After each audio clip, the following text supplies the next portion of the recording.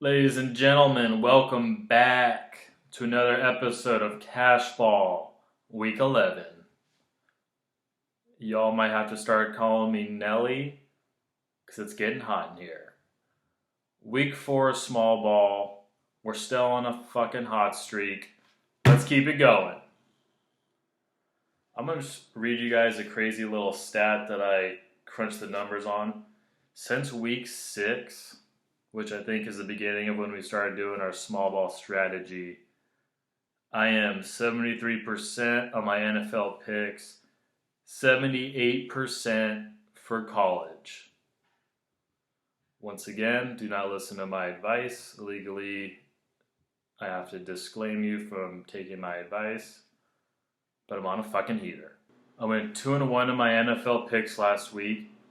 If you add that up, it makes it 17-13 on the season. And college picks, I went 2-1, which makes me 17-10-3 on the season. Last week's picks, we tried to take advantage of Tua's breakout game, and we did. Dolphins -1 versus Chargers, cha-ching. Next one up was Bills +3 versus the Cardinals. Bills are coming off a bye week. Josh Allen barely willed them back. Bills +3 covered. Cha-ching. Last one we didn't hit. Panthers +6 versus the Bucks. Hate betting against Brady, and it came back to bite me in the ace. Put that in the notebook. Panthers are frauds. Or Bucks are just that good. I'm thinking the Bucks are just that good. Like I said, I went 2-0-1. Continuing to play small ball, riding the hot streak. Let's go over last week's picks. NC State -10 versus Florida State. Florida State had a bunch of injuries. They're wiped out by COVID. They're basically kicking the can on the season. NC State -10. Cha-ching. Next up, taking advantage of Fresno State. That offense finally is humming. Fresno State -10 versus Utah State. If you ended up watching that game, you saw that Utah State basically, the wheels came off at the end. Shelley is their quarterback from Utah State, the transfer. He was yelling at guys on the sideline. It wasn't pretty, and it wasn't surprising that a couple hours after the game, see on Twitter that Shelley has been dismissed from the program. Hate to see it, but the post-Love era of Utah State is not up to snuff. Cash in on that, Fresno State -10. And the last one, this one was a little bit of a roller coaster. BC +14 versus Notre Dame. Boston College came out swinging like we knew they would. They looked good for most of the game. Then Notre Dame really started to flex on them towards the end. And then somehow BC came back and covered at the end. BC +14, push. Now on to the uniform watch for next week. Winter's upon us, y'all.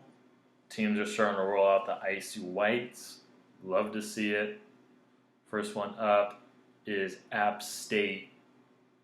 App State low-key is getting kind of crazy with their whole, what is their mascot? A mountaineer? Something like that. Whatever it is, that logo has some stars and stripes, USA style, smoking on that old tobacco little peace pipe. Love to see App State get a little creative. And then you check down to just the gold standard. Florida icy whites. Love this uni. Wish they'd pull out a little bit more, but special occasions only, I guess. Strength conditioning coach spotlight for this week is Coach Mark Phillips. Coach Mark Phillips is a strength conditioning head coach at Nebraska. Or he was, and now he's at Oregon State. This is just your typical standard strength conditioning coach. Big bald dude, tattoos, beard, Guy you don't want to be in a dark alley. Probably a man of few words, but he brings the heat, brings the intensity.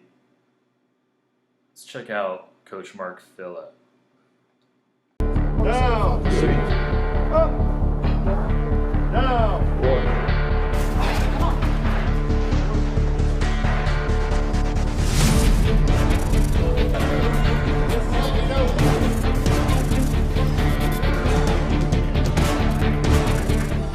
I think relationship building is huge as far as being a strength coach. We see these kids a lot more than they're going to see the football coaches. So we interact with them every day. But you guys have such a great opportunity, you know what I mean, to play this game, man, and you can't take it for granted. Stop. You got to be super thankful for football, man, and what it's given you, the life lessons and stuff like that. Nobody else can do this. 11, stop. 12, stop. You're building momentum. Boom, there you go. There you go, 9. I just love the aspect of training people, putting programs together. And Coach Riley's job is to train you as a football player. But I'm gonna put tools in your toolbox to help you become a great athlete. So then that way to transfer it to the field for you to become a better football player. Oh yeah, Jano. Oh yeah, Jano, son. Well, I think it's super. There you go, great job, baby. Control. Relax. Oh, let's go, baby. Hey, let's go. Let's go, baby. Now on to next week's picks. First one up. I'm a little disappointed. COVID is still running rampant around programs. It's kind of playing musical chairs, duck, duck, goose, on what team's not going to play, what team will play. We were going to continue to cash out on the Bulldogs this week, Fresno State, but their game got canceled. Last time Fresno State game got canceled was at Colorado. The whole city flooded in a mass flood, and I was actually at that game.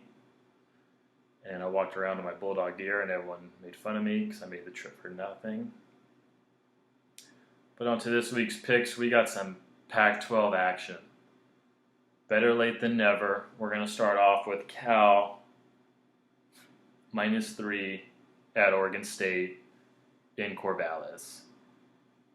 Probably should have checked the weather. It's probably going to be some kind of snowstorm. But Cal's off to an extremely slow start. Chase Garbers, their QB, is very underrated. Cal needs this game to salvage their season. I like Cal -3.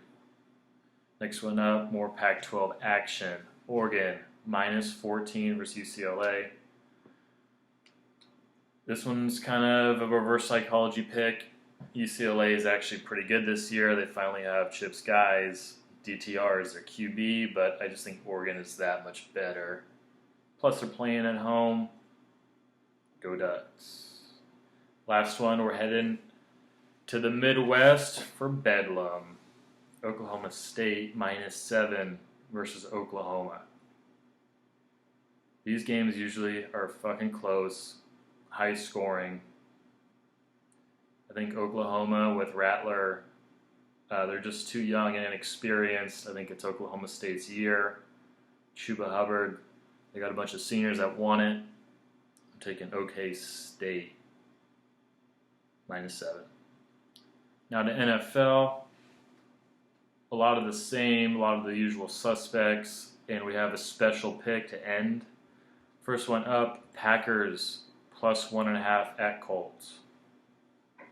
Rodgers is absolutely on fire. Colts are starting to play like shit. Aaron Rodgers is going to slice and dice in this dome and not going to look back. Packers +1.5. Next one up, Falcons +3.5 at Saints. Just got the news that Jameis Winston will not play for the Saints, unfortunately. And it's going to be more of a Taysom Hill recipe. I don't know what that means, but I like the Falcons +3.5. Matty Ice is playing pretty well. They're not going to take any shit. They want to start winning some games, goddammit. Falcons plus 3.5. This last pick, sometimes once in a blue moon this will happen to me. I will get some kind of sign or maybe a vision or premonition about a pick, and it's usually 100% right. I think it was like, the first one I got was like 2014, Nebraska, Wisconsin. Maybe it was like Nebraska just entered the Big Ten or something like that. And I just had a vision. I knew Wisconsin was going to run all over them, and it hit. So this one, I was driving at work, and I was in West Fresno, and I saw a guy at a car wash, actually, kind of like a recycling station / car wash, and he was pouring some cans into a trash can, and he had a shirt off, and on his back, he had a full back tattoo just of a full Steelers logo that he looked like he probably got in like the 70s or 60s. I'm talking full body. And with that being said, I'm taking Steelers minus 10 versus the Jags. They're going to continue their hot streak. We're gonna quantify this. We're going to keep track of this. This is the divine presence sign pick, first of many, hopefully, but Steelers minus 10. All right, y'all. Those are my picks for this week. Until next time.